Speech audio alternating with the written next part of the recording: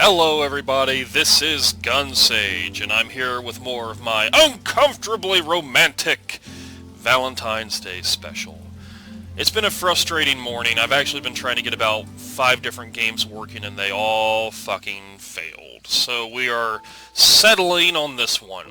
Seduce Me, the Otome. I don't know what an Otome is, but whatever. Alright, let's check this out. This is a fictional interactive narrative. Any character resemblances to real-life people is purely coincidental. Also, please know that the following game is made under PG-16 audiences. Please know that sexual/violent themes are explored in this game. Trigger warnings, abuse, implied rape, and suicide. You have been warned. Okay. Please enjoy. Oh, well, yeah, I'll enjoy all that. Why, hello. My, aren't you a gorgeous sight? Oh. Can I be honored enough to know your name? Oh, well, I don't kiss and tell, but, Sajia. A lovely name. For a lovely person like you. Wonderful. Alright. Eric, do your job. Oh. Very well. This game was produced by Seraphim Entertainment under the direction of Michaela Laws and is powered by Ren'Py Visual Novel Engine. We truly hope you'll enjoy this story. I know I'll enjoy it, since you'll be in it. Oh, come on, man. Eric. Fine, fine. Farewell, my sweet. Somewhere. Come on! Is that all you got? Wanna try me, asshole? Wow, that's some bad recording quality.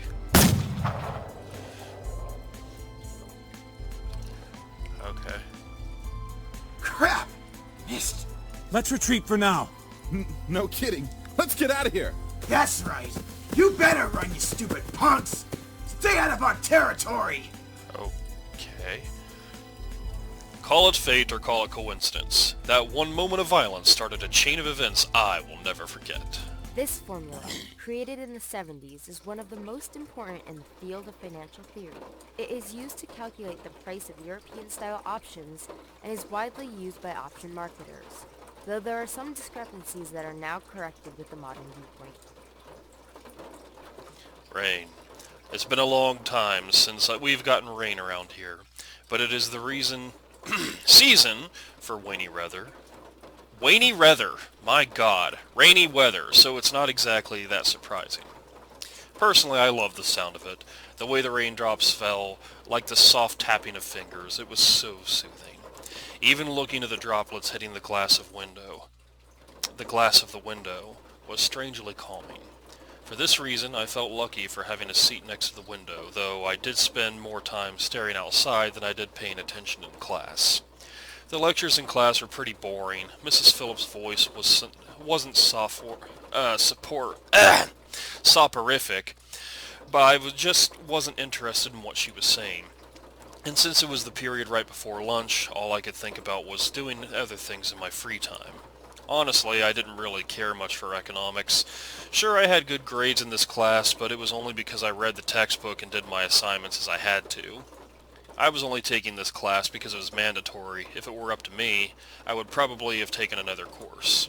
Luckily, it was my senior year, so after this semester it would mean the end of high school courses forever. Thank God for that. I didn't hate high school. It was just kind of mundane how the days drifted on and on as if there were no end to it.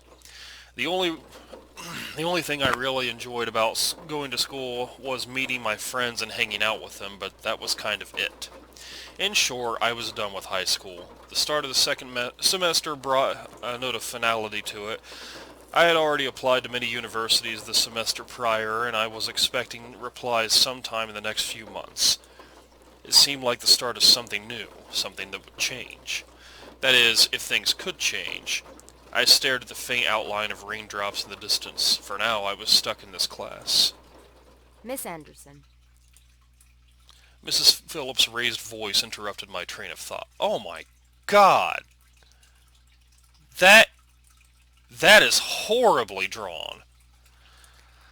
Just when I was thinking about class, I quickly turned my head to face the teacher. Hopefully she didn't pick me because she noticed that I was spacing out. Yes, ma'am. Would you care to name the equation I set up on the blackboard? Oh, I think I read about that in the textbook last night. It should be the Black Skulls model formula. Very good as always, Miss Anderson.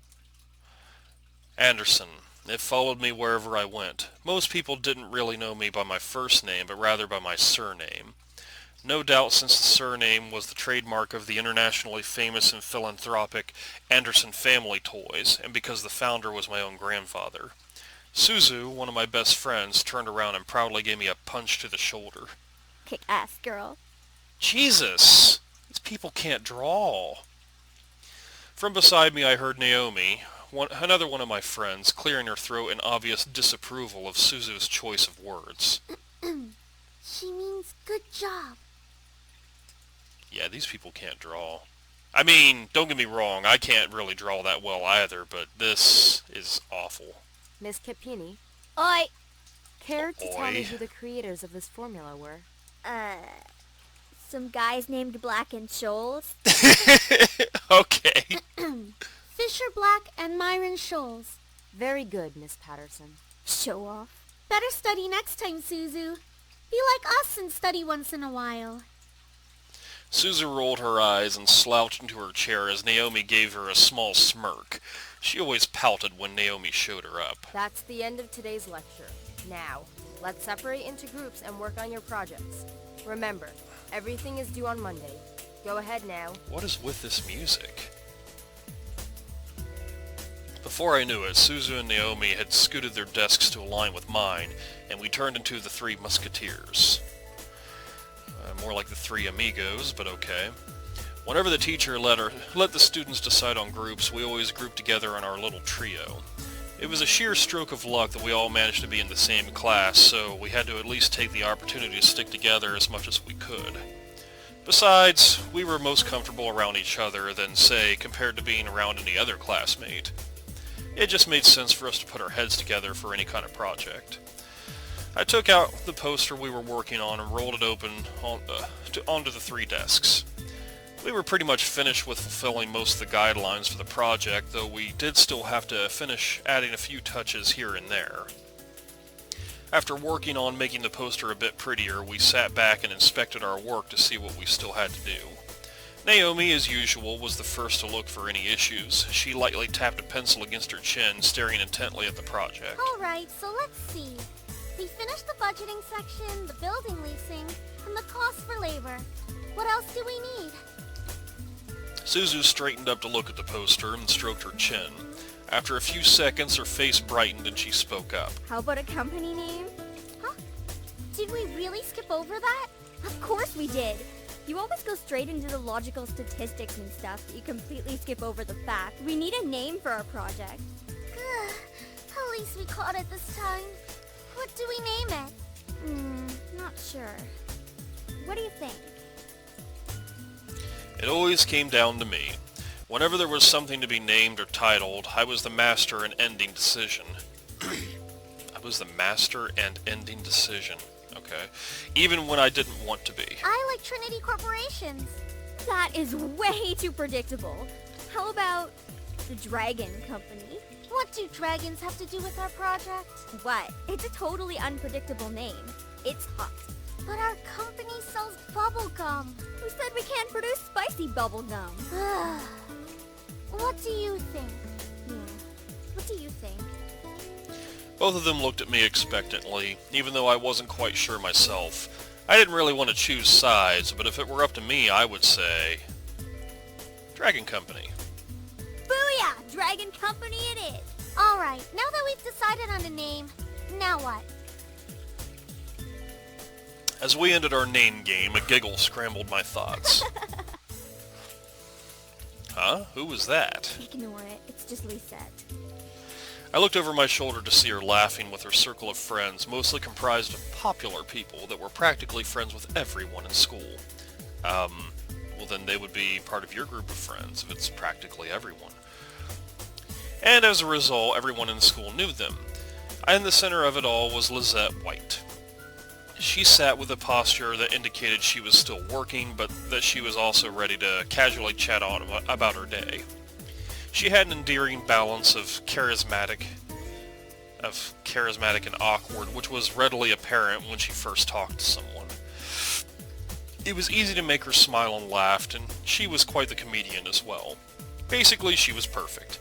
Not that she was like a robot or something, but she was the student that everyone else wanted to be.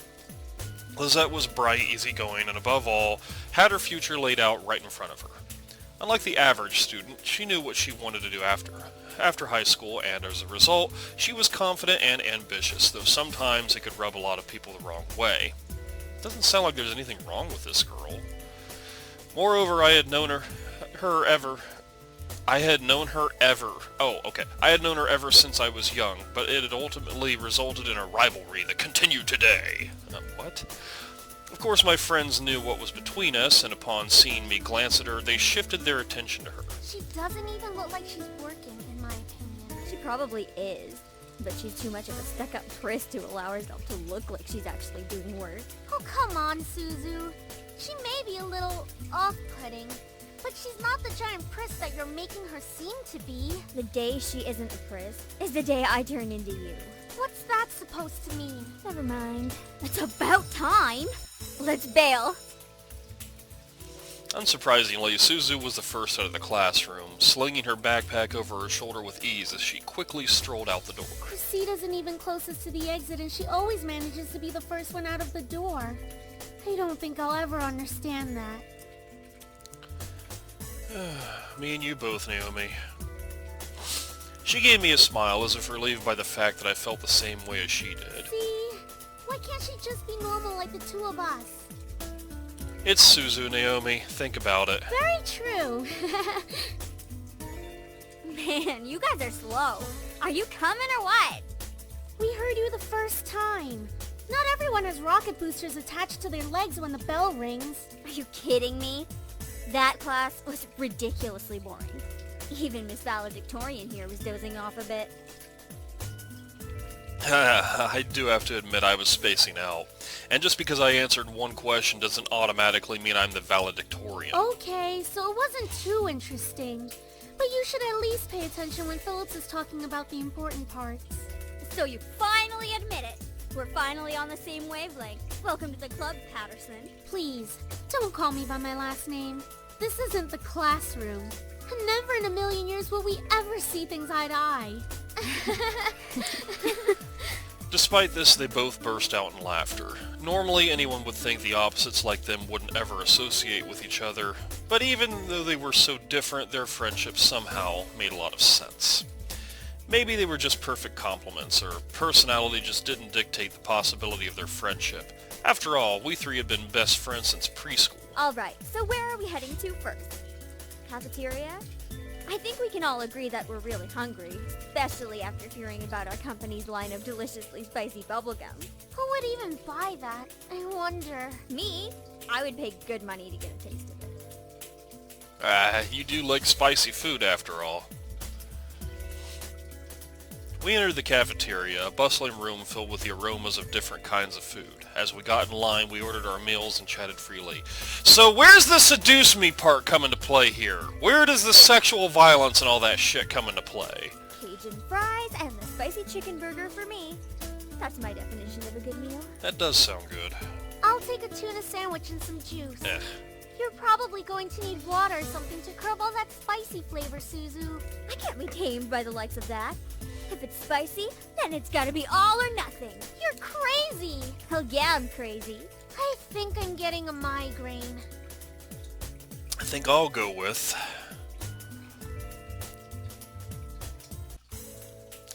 Might as well go spicy today. Once we got our food, we settled down at one of the empty tables, putting our backpacks aside to finally dig into the food. Suzu leaned back in her chair, tilting it back so that she could rest her feet on the table by her food. Alright then. Is there anything we want to talk about? Bored already? I know. Let's talk about... Say boys, and I will never speak to you ever again. Aw, why not? What's so interesting about talking about guys? Not like any of us are gonna get boyfriends anytime soon. We don't know that. What if one of us does get a boyfriend? Like that's going to happen, Naomi. Look at us. I'm a tiny Italian. You're a ditzy blonde. Hey! She's not blonde. No offense. And Anderson here. Well, I guess she could land a boyfriend or girlfriend if she wants. Or girlfriend? She can be a lesbian if she wants. True. That's okay, Suzu. I'm not sure I want a boyfriend yet. Why not? It's her senior year. Might as well get a boyfriend. Maybe she's just not interested in a relationship, Suzu. Well, it really wasn't about wanting a relationship, but more of there was no one interesting enough to be in a relationship with. Don't get me wrong, I'm an open person, but there were not many interesting guys in the school to go out with. Who knows, time will tell. Naomi looked at me, wanting to continue our conversation.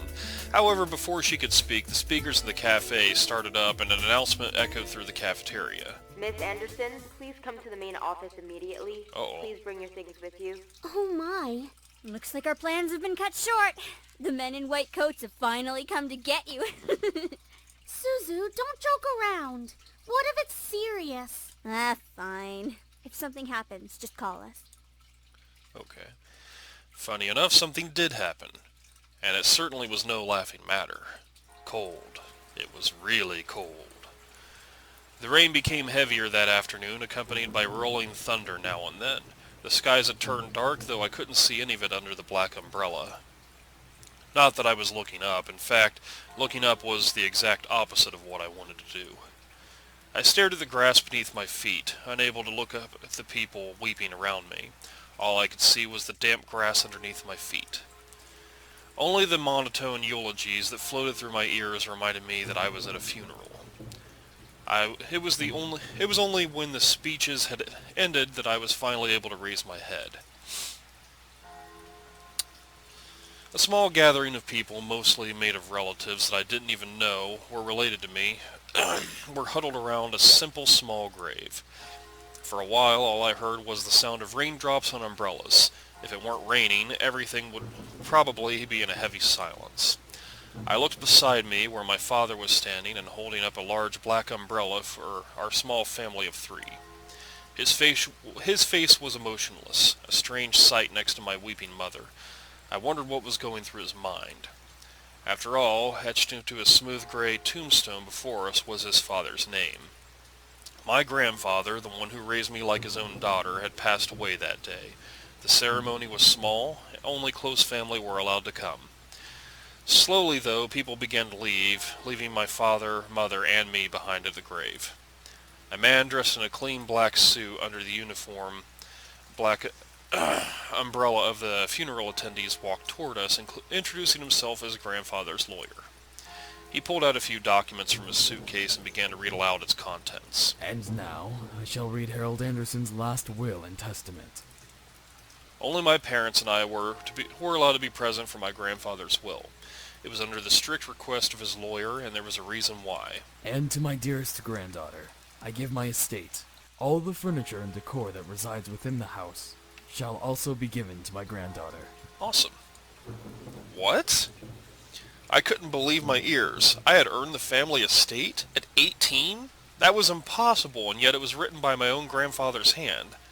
He passed the family estate to her? Why am I not surprised? Dear. Well, did he say anything about what will become of the CEO and chairman position of the Anderson Toys Company? No. It is presumed that the vice chairman will succeed the position. Even to the bitter end he wouldn't give in. What a stubborn old man.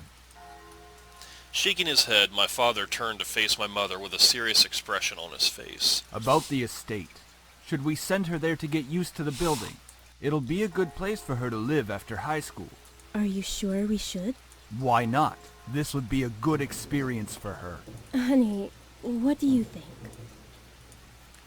I wasn't really sure what to say. Why did my grandfather think that it was appropriate? I was the appropriate heir to the mansion. Was I even ready to live on my own? Well, that seems to be it.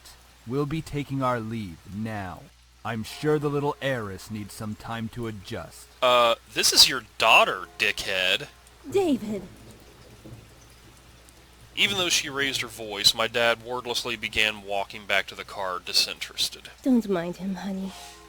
I think that your grandfather's passing really affected him. Why don't we Bullshit. get back home for now? You can go on ahead to the car, Mom. I need some time to think, alone with Grandpa. Oh, of course. Take all the time you need. She gave me a quick hug and hurried back after my dad. I looked around the funeral grounds, which was completely empty, save for the sullen-looking grave that was laid in front of me. I'm sure that if Grandpa were in charge of arranging all of this, it would have been much different. It was blatantly obvious that my dad was in charge of the whole event. Who else would bury their own family the same day they pass away? Wow! Everyone knew my grandfather's love for toys, and yet the grave was a mere stone slab in the ground, void of any children's toys. My dad didn't even bother putting flowers. His disdain for my grandfather was almost pitiful. Sorry, Grandpa. I tried to force out some words, but the only thing that came out was a choked sob. You told me to stay strong, but right now I'm the farthest from it. Like that one time you told me a long time ago. Or that one time a long time ago. Grandpa! Oh, it's so good to see you again, sweetie. I was swept into a giant bear hug, and we both laughed as he swung me around like an airplane. It was one of my favorite things about seeing my grandfather, the way he greeted me. Unlike my father, my grandfather was loving and playful, even as I grew older. Sorry that Daddy couldn't be here today. He said that he wasn't feeling too good again. It had always been like that. Dad missed every visit to Grandpa's house, citing that he was busy with work or wasn't feeling well. Is that so? Well, that's okay. Daddy can come around next time. And you're here, right? Yeah. So what are we doing today, Grandpa? Mommy says there's a new dessert cafe open in town. Maybe we could go? Oh, I would love to. But I've been so busy with the company these days. We're actually working on a little something. Would you like to see? Oh, yeah, is it a toy? It is. I was designing a new line of them. But I feel like something's missing. You don't think you could help me out, could you? Of course. He placed the toy in my hands with a smile, and I expected it carefully. It was beautifully crafted, and obviously a lot of work was put into it. There was one thing, though. So, what do you think? I think the heart on its chest should light up when you hug it. It'll be like it's alive, and it can be like a little nightlight before you sleep. He stroked his chin, considering my input while nodding his head. After a few moments of silent deliberation, he turned to me with a chuckle. That's a great idea. I'll get to changing it right away. You're always like my little lucky charm, dear. You always know what to add to make the perfect toy. Well, I hope I can be like you one day, Grandpa. You want to make toys as well? Well, making people happy is the best feeling in the world. I don't know if I want to make toys when I grow up, though. Don't worry too much about it. You have plenty of time to decide. Besides, you should do what makes you happy as well. That makes sense. Daddy doesn't think of it in the same way, though. Your father. I'm sure he just wants the best for you. I'm not so sure about that. Sweetie, look at me. He bent down to look at me eye level with a serious look on his face. As much as your father may say something that doesn't make sense now, you must remember that he's always thinking about you. He loves you. There's no doubt about that. And you need to love him just as equally. I don't hate Daddy. I really do love him. I don't know why he's like this, though. Your father and I have had some difficulties with each other in the past. But it's nothing that you should be concerned about. I had heard tidbits of this from my mother and various other people. The only people who stayed quiet were my father and grandfather. Both of them refrained from saying a word on the subject matter, but it was clear that whatever had happened set up a wall between them. It's hard, though, trying to pretend as if it were nothing. However, no matter what, you have to stay strong. You're a big girl already, and, well, there'll come a day when it seems like it's you against the world. But always remember that your family and friends will be here with you. Daddy, Mommy, your friends at school, me. We'll stand together to get through it. How can you be sure of that? Because we'll be right here and here. He pointed his finger to my head first, and then pointed to my chest. So stay strong. Promise? For a moment he looked almost sad, pleading, but as quickly as it had come, the expression disappeared from his face, and he was all smiles once again. Promise. Upon hearing that, Grandpa let out a great burst of laughter and stood up. All right then. Enough of that. How about I whip up some special homemade dessert? I know I can't accompany you at that new cafe, but we sure can talk and eat while I cook and do some paperwork. Homemade dessert? I'll race you to the kitchen. Hey, slow down there. I'm not what I used to be.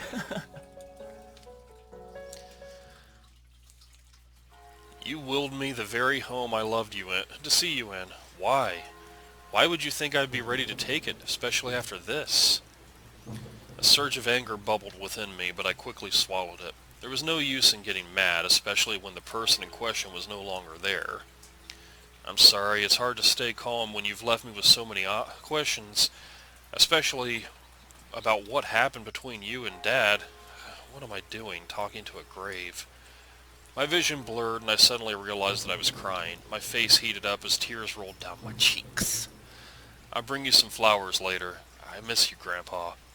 I'll try my best to fulfill the promise I gave you, even if the world might be turned against me. What? I left the grave, wiping my tears hastily so my parents wouldn't see. Well, it's time to head back home. I'll cook up your favorite lasagna when we get home, okay? Thanks, Mom. However, my dad didn't speak the entire drive home. I wanted to talk to him, but after his moment at the funeral, I wasn't sure if that was a good idea. It's about time we took off those dreary black clothes. Gathering my courage, I decided then it was time to talk. Dad, could I ask you something? Go ahead. Why do you want me to move into the estate so soon? I thought I made that rather clear. The college near your grandfather's house is well known for its business program. You are planning to major in business, yes? Right after you graduate from high school, you'll just live there and can easily commute to and from school. It's a perfect fit for you. But it's so sudden. You just decided so quickly right after the funeral. Don't be so sensitive. If you're like that in the real world, you'll be crushed. I'm just saying that maybe we could talk a bit more about my future. In reply, my father rubbed his temples and sighed quietly. After you graduate from college, you'll work at Anderson Family Toys. I have connections since I am part of the board of directors, so you will be guaranteed a spot. That is what we talked about before, yes? But what if... Stop mumbling! But what if I don't want to work there? Don't be silly. It's the family company. Our company. I'm not just going to hand it over to some incompetent vice chairman. He came closer to me and his face softened. Look, this is all for the best, okay? You may not know it right now, but you will appreciate it later. For some reason, when I heard him say that, something snapped in me. I wasn't exactly sure what it was, but it made me feel so angry. Do you even care that Grandfather passed away? Of course I do. Well, everything seems fine and dandy to you. Things couldn't be better. Excuse me? I don't like your tone, young lady.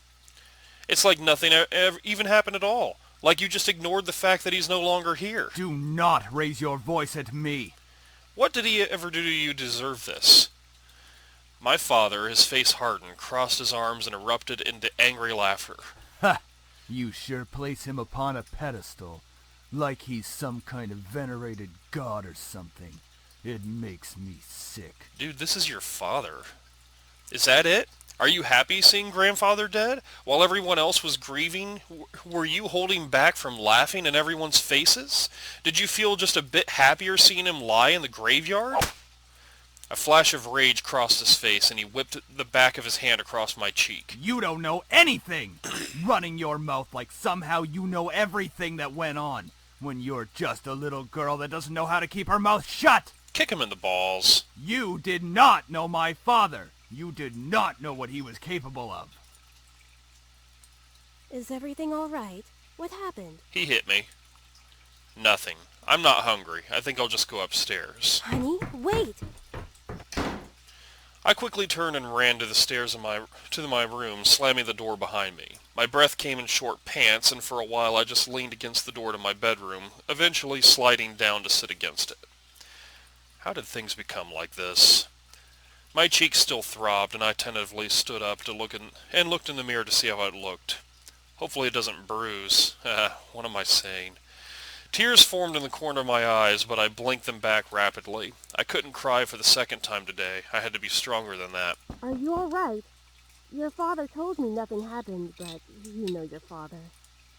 I'm fine. I just lost my appetite. The lasagna's done, though. And I don't want you skipping any meals. Are you sure? Yeah, don't worry about me, Mom. I'll come downstairs later to eat. You're not telling me the whole story. I just don't want to eat right now. Please, dear. Tell me what's going on. I wish you would tell me why you're being like this. I wanted to tell her. A part of me was screaming to tell her what Dad had done. At the same time, I knew she couldn't fix anything. Besides, I was moving out regardless. I remained silent, letting the event remain in the past. Well, I'll leave your food on the table if you want to eat it later. Finally, my mom left me alone. It was strange to think that she was only a few inches away from me, only separated by a single wooden door. I really didn't know what to do. I needed to do something, anything, to get my mind off of what just happened.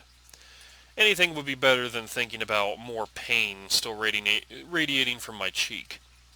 I was going to move into my grandfather's house tomorrow. I should probably pack my stuff so I would be prepared for tomorrow. Yeah, that was a good idea. I should start packing. I opened the closet, rummaging around for a while before I finally found 2 large bags, pulling them out onto the floor of my room. I then began to empty my drawers and cabinets so that I could bring all my things with me. I didn't have much to bring other than the clothes and toiletries. It was kind of bizarre that I didn't have any personal belongings. It wasn't like my luggage was completely devoid of them, but I certainly didn't have many things in my room that I would miss if I suddenly left the house. I shook my head to rid myself of these thoughts. If it were going to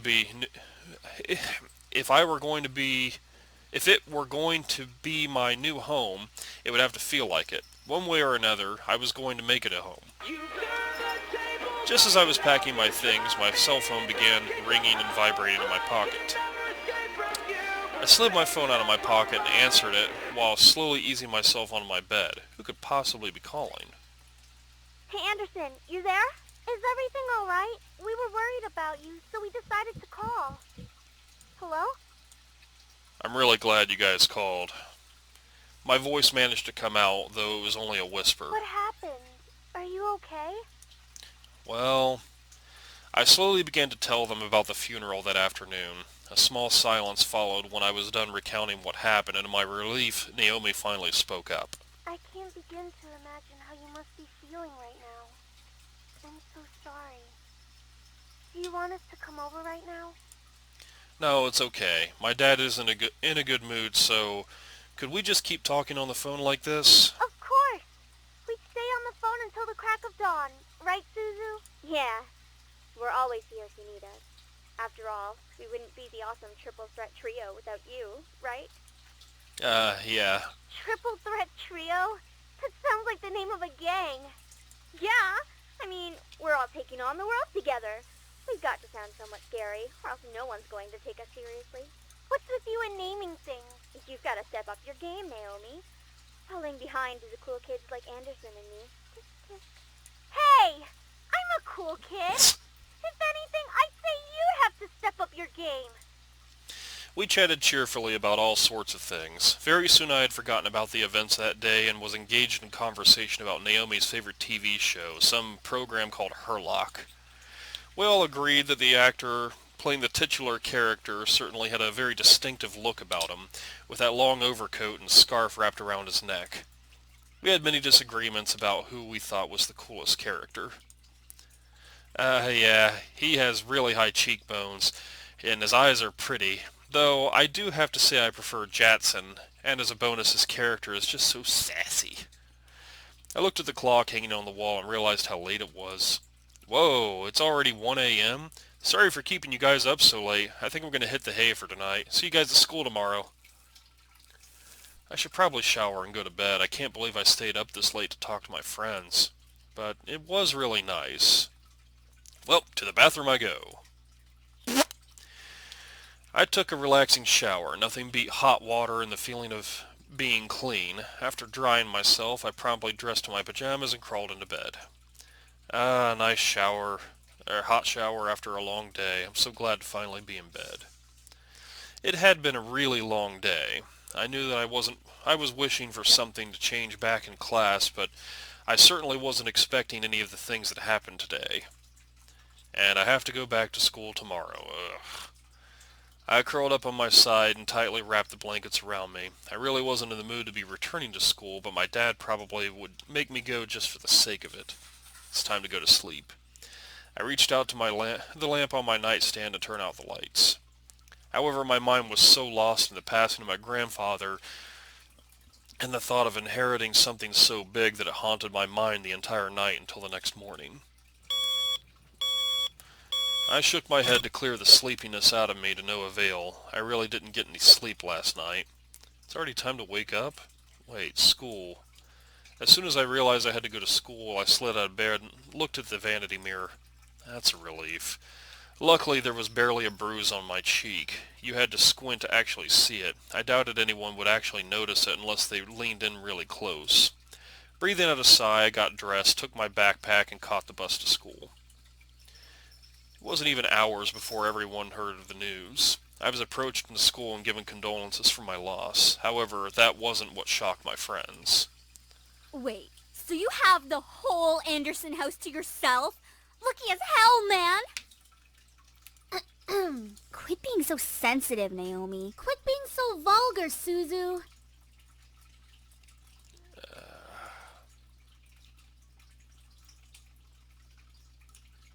Of course you would side with her. Huh? See? At least she knows how to have fun. I know how to have fun. You don't need to be wild to have fun. Guys, I'm going there after school today because my parents want me to get used to living there. Seriously? It hasn't even been a day since you came back to school. I know, but my parents want me to try living there as soon as possible. Still, that's really fast. Are you going to be okay? I'll be fine, Fluttershy. Of course, haha. But even in the comfort of my best friends, life seemed to keep testing me. Oof. Hey! Don't go around shoving people like that. Whoops. Did I strike a nerve, Capini? Wow, this art is terrible. She let out a small laugh as she twirled her hair around her finger. Lizette, one of the last people I wanted to see today. It's not me you should be apologizing to. Oh, Anderson. Hey, how's it going? I'm alright. Haven't you already heard, Lizette? Of what? Her grandfather's passing. Ah, well, I'm sorry about that. I don't really watch a lot of news. It doesn't really sound like you mean it. I do mean it. Earnestly. Why wouldn't I? Typical Capini. Isn't her family involved with the mafia or something? I wouldn't be surprised if she brought out a bat from behind her back right this moment. What? I had nearly forgotten the crowd that followed Lizette, which was mostly comprised of people that no one wanted to see on a typical school day. No one had the slightest idea why they followed Lizette around persistently, but they labeled themselves as social equals with her. That is out of line! Suzu comes from an honest family. Says the one whose family profits from political scandals. Yeah, your dad doesn't make anything unless he's in the court with dirty politicians. Hey, let's all calm down for a second, alright? I'm sure Anderson needs some time to recuperate. I mean, what just happened? We need to give her some respect. Just stop. Stop acting like that already, like you feel sorry for me. What are you talking about? I'm sure you're happy seeing me like this. You already have everything you've wanted, and now seeing me like this, life couldn't get any better. Bitterness seeped into me, and words started flying out of my mouth without filter. But honestly, I didn't care. I was so consumed by anger that I only saw Lizette in front of me. What exactly am I to you? Just another part of your obstacle course? Is that what I am? I'm sick of it, Lizette. I'm sick of all these charades, and I'm sick of you. Gasps rose from the crowd around her, and I was brought back to the school hallway. Even my friends beside me looked at me in surprise. One girl looked like she was going to speak up, but Lizette held her hand up to stop her. There was an emotion in her face that I couldn't quite make out, but I could see a form of pity in her eyes. No, don't you dare pity me. I looked away from her. I didn't want to see that emotion in her eyes when she was talking to me. She didn't even have the right to look at me that way. I'm sorry. I know your grandfather passing away must have really taken a toll on your emotions. She stepped toward me and put her hand on my shoulder, giving me a tiny smile as if for old time's sake. But for some reason I didn't feel comforted at all. Not that I was just angry at her, but the expression on her face when she leaned in close to me contorted into something complex. Something was different about her. I couldn't quite place my finger on it, but something about her had definitely changed. Well, I'll be going for now. Track meet responsibilities and all of that stuff. See you later. Something about Lizette made me feel uncomfortable. I wasn't just angry, but also uneasy. What was it? I'd never seen her like that before. But I decided to pay no further attention to it. She continued running down the hallway with her gaggle of friends behind her. I refocused my attention to Miss Phillips, who was walking down the hall toward me. Is everything all right, girls? Nothing we couldn't handle, Mrs. P. Just a bunch of snobs. Suzu, hush! It was nothing, Mrs. Phillips. I see. Well, Miss Anderson, please accept my condolences for your loss. Thank you, Mrs. Phillips. Your grandfather was a good man. He really upheld the philanthropy of his company's policies, and the money that went towards charity, too. I know, he was amazing. I really looked up to him and want to be as good as he was. Well, I know that you'll be as great as your grandfather. Hell yeah, she will. She'll be 10 times better than her grandfather. Okay. Would I? Would I really be better than my grandfather? Everyone seemed to have high expectations of me. I wanted to do my best to make my family proud, but to be better than my grandfather? I wasn't sure about that. From outside the school window, I saw a familiar blue car pull up to the curb. Undoubtedly, it was my father in the driver's seat. Oh, my ride's here. Well, I guess I'll see you both tomorrow. Want us to come with you? Oh, no, it's okay. I'll be fine. See ya.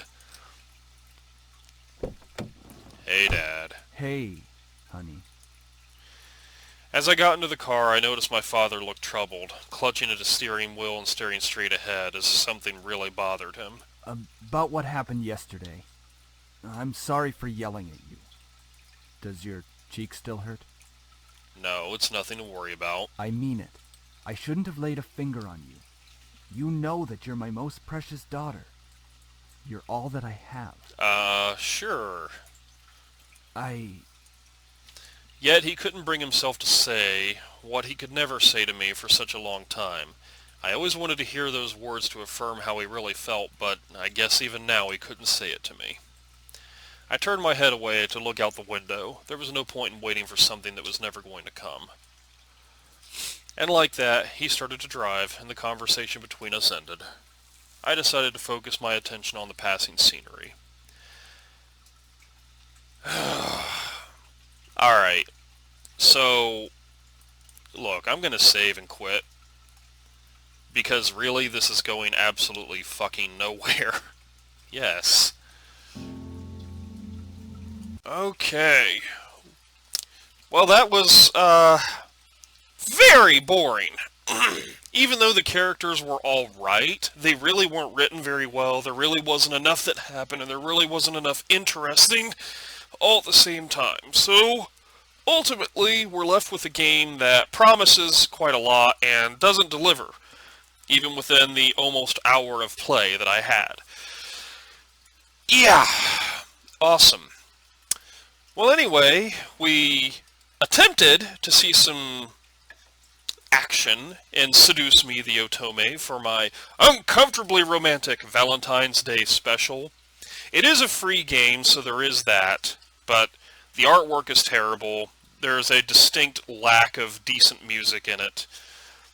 The writing is acceptable, but it drones on and doesn't seem to get to the point. It doesn't really go anywhere fast. It's not interesting.